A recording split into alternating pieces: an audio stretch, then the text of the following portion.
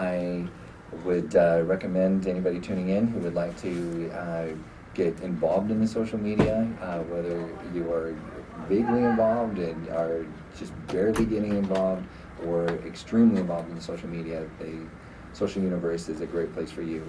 Again, we'd like to thank our sponsor, the Planet Beach, in particular, the location on 59th Avenue and the 101 in Glendale. We recommend everyone going to their location and getting a great treatment at the spa. We had many people go up there for Valentine's Day, loved it.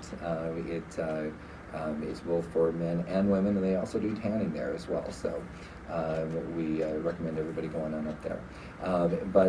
Again, we have with us Tony from Pjs Flowers, and there's just so much to talk about in the social media that we are going to extend our last segment a little bit further, and talk about some of the things in the social media that have made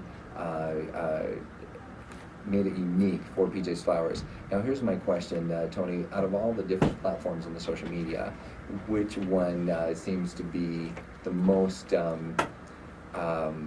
what would I term this, the most powerful to you? What is your favorite? I actually have a couple. Because we're so corporate focused, we take care of so many corporate clients here in Arizona and across the nation. LinkedIn is a great source for that specific part of that aspect of our business.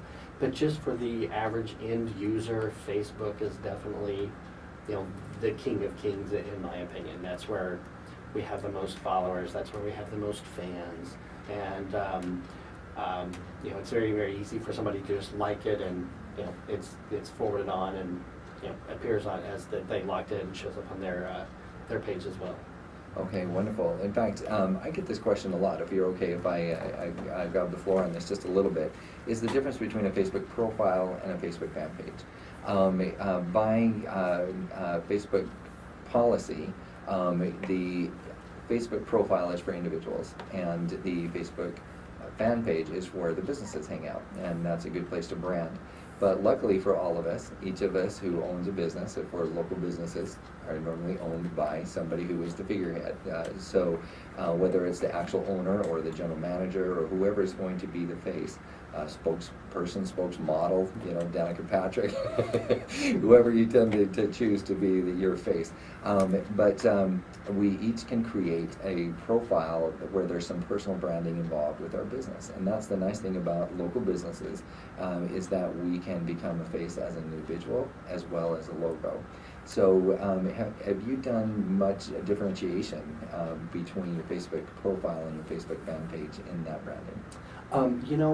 I have more friends than I have people that like Pjs Flowers, and I do try to gear my posts that are on the Pjs Flowers fan page a little bit more specifically towards flower facts and things about flowers, and when I'm out with my granddaughter and she has macaroni and cheese on her face and is so adorable. For those of you who have kids or grandkids, you'll understand that. Those of you who don't, you'll find out someday. That quick picture of she loves mac and cheese. That's something obviously you probably wouldn't share it on your fan page unless you're a restaurant. But the restaurant certainly liked it when I mentioned them in the post. But yeah, I do differentiate slightly, between what's happening on the personal page and the fan page. Absolutely. And there's also some technical differences that a lot of people are not familiar with. In your Facebook profile, you have a chat function, and you also have an inbox. So those were very personal tools that Mark Zuckerberg decided would be great for personal people to use. But those are tools that he has taken away from businesses because he thinks they may abuse them just a little bit, and he's probably right. But if you are there and you have one of the other limitations of the Facebook profile is you can only have 5,000 friends, and then you need to tune in to your fan page. So With those 5,000 friends, I mean, that's enough, and you know, to say I have 5,000 real friends. So those can be your customers, the people who really matter to you. You can switch them and push them to the Facebook fan page, so that eventually you have weeded out, and if you are that lucky to have a great close group of 5,000 friends. But that's where the happy birthdays go. You can chat and invite them down, say, hey, you know, what color did you really, what is best for your Valentine's Day bouquet, in that chat function or in the inbox. So those are very powerful tools.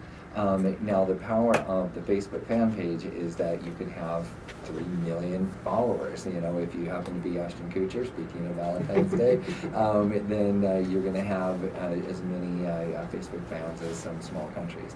So these are kind of a differentiation inside of Facebook, and that's part of what gives it its great power, is that not only do the businesses have a place to play in the sandbox, but so do the individuals. And if you play both well, then you have what the advice that Tony gave was, keep it very personal, keep it very genuine, and I think you have that ability to do that if you understand it.